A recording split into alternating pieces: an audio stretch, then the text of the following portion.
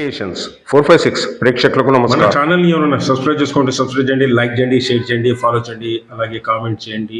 ఇక కథలోకి వెళ్దాం.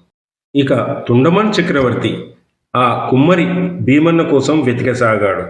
కాళ్ళకి చెప్పులు లేకుండా కొండ దిగి ఆ గ్రామమునకు చేరుకొని వెతికి కుమ్మరి భీమన్న దగ్గరకు వచ్చాడు.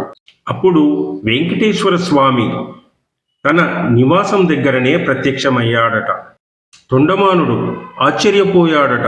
అలాగే ఆ కుమ్మరి వాడైన భీమన్న, అయ్యో స్వామి, నేను నీ కొండకు రాలేదు కదా, మరి మీరు ఈ పేదవాడి గుడిసెకు వచ్చారా స్వామి? నా బ్రతుకు ధన్యమైనది అని స్వామివారి పాదాలపై భార్య భర్తలు త్వరలో పార్ట్ 9